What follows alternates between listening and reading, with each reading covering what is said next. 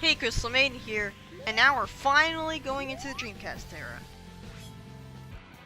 And I really like the levels that play here. They have the most 3D out of all of the levels in the game. Which makes sense because it's the Dreamcast era, and that's from a fully 3D game. Well, I just don't understand the point of why would you put 2D sections in a level that's supposed to represent a fully 3D game? Like, even Modern Sonic's level has 2D sections, which doesn't really work as a homage then. I mean, I know that Classic Sonic plays all the same levels as Modern Sonic, so it has to have 2D sections. But it just kind of feels out of place, I don't know. A lot of people criticize the level design of Radical Highway in Generation's 3DS, because a lot of the times it was just a straight line. Because it was a long stretch of land where you were supposed to either boost to go fast or spin dash to go fast. So people would find that bland, even though the whole point of that is it's a thrilling speed section. Although I guess I could have used some loop-de-loops to make it more interesting looking. But I don't know. My point is, I think that this level does a much better job of not looking bland because it has a lot of platforming in it. Like, it has speed sections like that, but it also has platforming, which is good. I was holding down there and I didn't crawl into a ball. Like, I swear, it's like Classic Sonic isn't able to crawl into a ball if you press down on the control pad. It's a good thing that he unelectrified himself in time, and that I was able to do the roll attack in time, or I would have ended up falling to my death. I don't understand why you have to slide under a wall when you're relying on a moving platform above a bottomless pit. I don't know, it just seems anxiety-inducing. I like the billboard at the end of the level that basically says "Chow in Space 3. Search for Tikal." Like, I really like how they actually remembered that running gag from the adventure games. They also have the helicopter ride from the adventure games. Well, the first one, which is really nice. A lot of people say that the remix of the song for Classic Sonic sounds like it belongs in a club. Like, even people who aren't really Sonic fans can actually, like, really like the song. The reason I'm not using the bubble shield here is because I didn't really notice that I had it. Because it's at the top left corner of the screen, and I'm not looking there. I'm looking at Sonic so I can see what's ahead of me in platform. Why would I think to look there? The only reason I'm going to, and like, I don't even have to keep track of how many rings I have, because it's not like I have Super Sonic.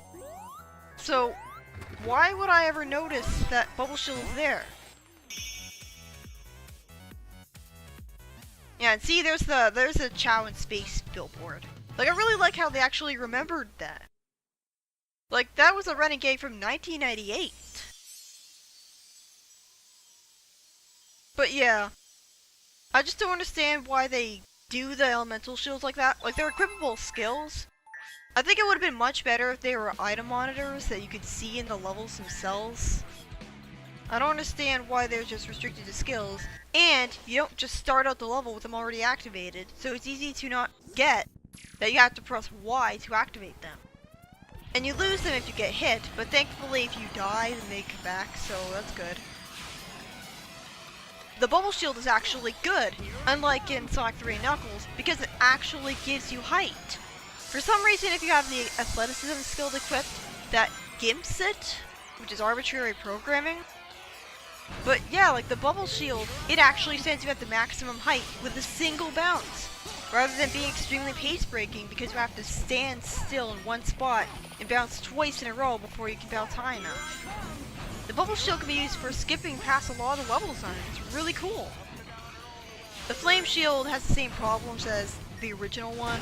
Like, the camera can't really keep up with you when you air dash suddenly to the right. But I like the thunder shield with a cool double jump. The really annoying thing is that the regular shield skill, it uses the same graphics as the bubble shield, which is really confusing. I don't know why they made that mistake. It can confuse you and make you think that it's the bubble shield. Also, I'm not sure how you're supposed to homing attack those enemies, because I tried to go close to them. I guess you have to air boost, but you can't homing attack after doing that. Like, it's annoying. They don't have the air boost that they have in Color CS. It's just a really short burst of speed that's incredibly lame and annoying. I don't know why you can't just keep on boosting in the air. Like, Metal Sonic could do that in episode Metal in that mod for this game. But yeah, I really do like Modern Speed Highway. It might be one of my favorite levels in the game. Look at how exciting this is. Like, you've got 3D drifting, you've got running up a skyscraper while stuff is chasing you, and you've got like a quick stepping section where you blast through windows like in Act 2 of Speed Highway. Unfortunately, they don't really reference At Dawn. I mean, look at the sky there. You can look at the sky at that point and you can see that it's at dawn. It's just not quite dawn yet. A lot of people were hoping that they would get a remix of At Dawn, because a lot of people liked that song.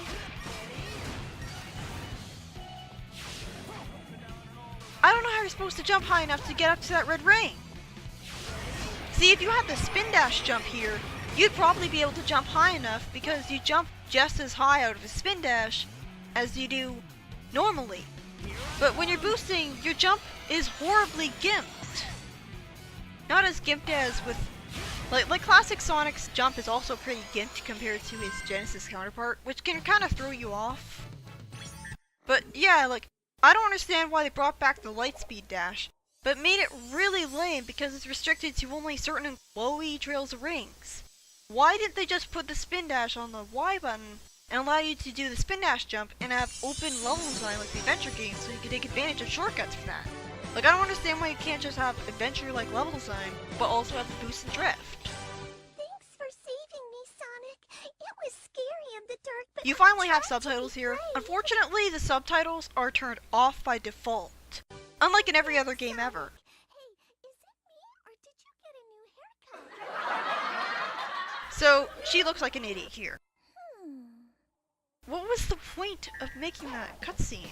Nicely done, Like, they don't properly take advantage of her character at all. Mr. Like, if they deconstructed her character, like, made people, like, mistreat her or take advantage of her for her polite nature, explain why she's polite because her mother is very strict, like, actually use her, like, as comedy relief because she accidentally inconveniences the villain, like in Sonic Battle.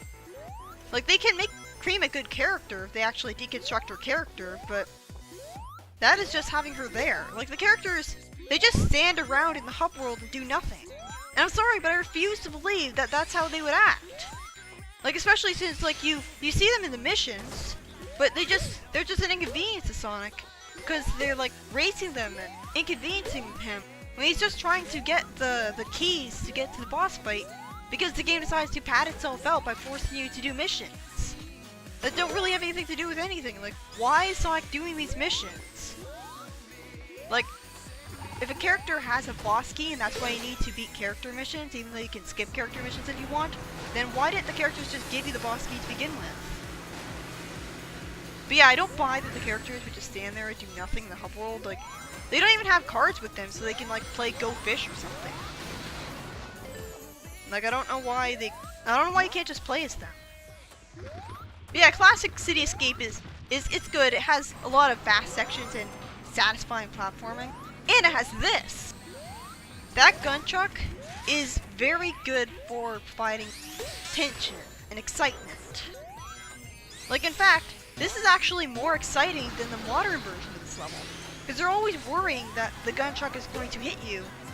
And, like, look at this! Like now you're on the floor, and I don't know how I managed to get sprung up there, but that poster, it's Bean and Bark from Sonic the Fighters. Yeah, like this is tense, but in an exciting way. You know, like, it takes a lot to make Classic Sonic exciting when you've got modern Sonic in the same game. Like, the Classic Sonic levels are fantastic. They're easily, like, the best Classic Sonic levels we've ever had. Like, aside from the physics not being perfect, but Like, I just love how the camera is so panned out that you can actually see what's ahead of you.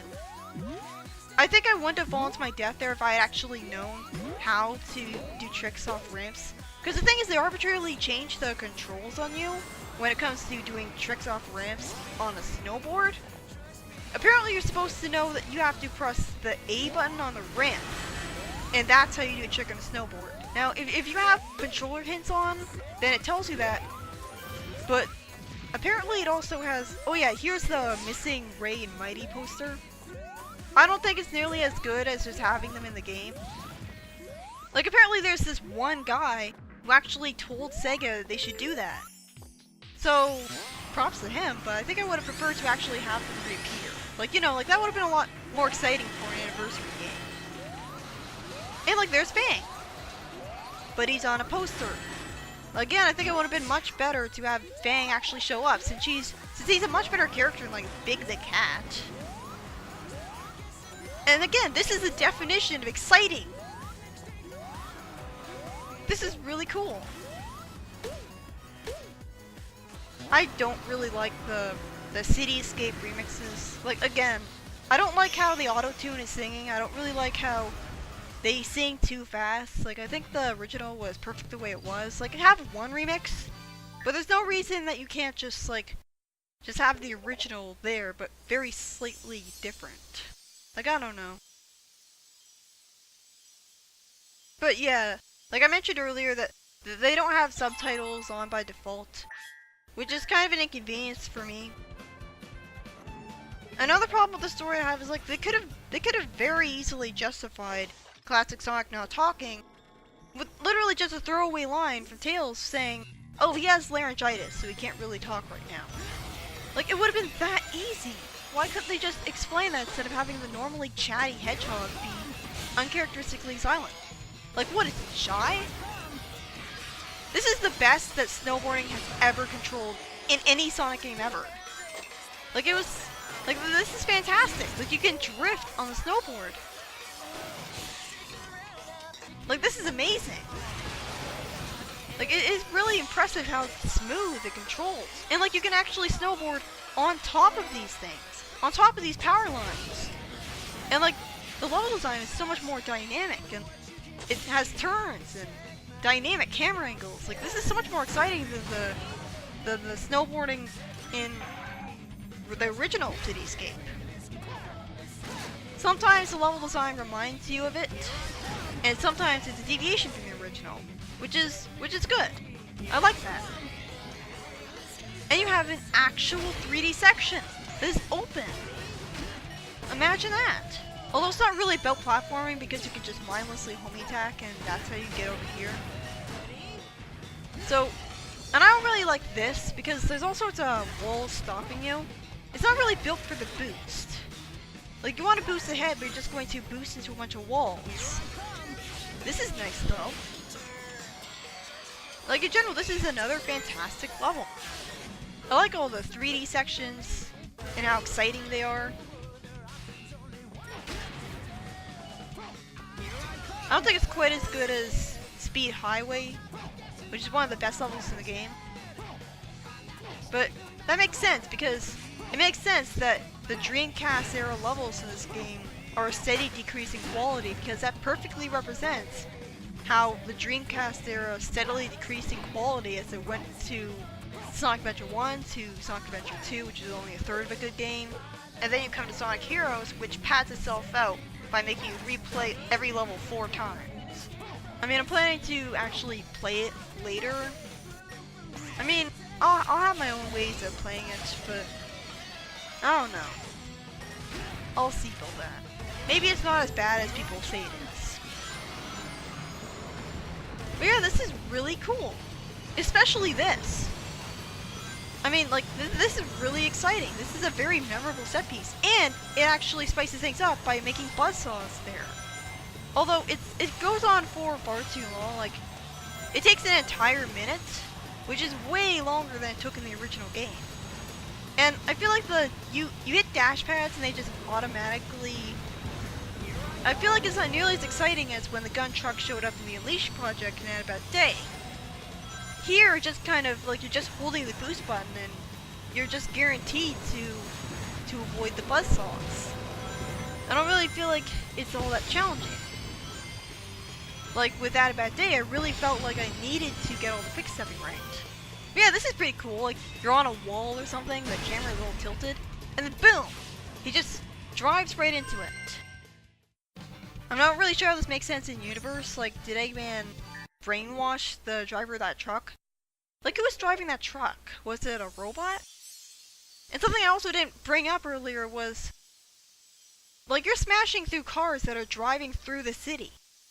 Like, did that kill people? Did that, like, kill innocent civilians, like, especially in SA2? Rouge is actually portrayed well here. She doesn't mistake classic Sonic for modern Sonic. Thanks, Big Blue. That's the first time I've ever been stolen. That's a really nice line. It references how she's a thief, and it's very clever, Thanks, which makes buddy. sense because she's witty. The thing that snatched me was like nothing I've ever seen before. Watch out. Come to think of it, you're nothing like the Sonic I've seen before. See? She knows that he's not modern Sonic. She's a femme fatale. She's supposed to be smart. Her voice still makes her sound like she's a street-walking whore. It's just that she sounds like she's a 16-year-old one who goes dress shopping at the mall and ogles guys. But at least it's suiting of her age? I don't know. I just prefer the original voice. I felt like it added a lot more charm to her personality. Like, made her more of a cheerful, feminine character. A teasing big sister, rather than just someone trying to be seductive when that was never really her character.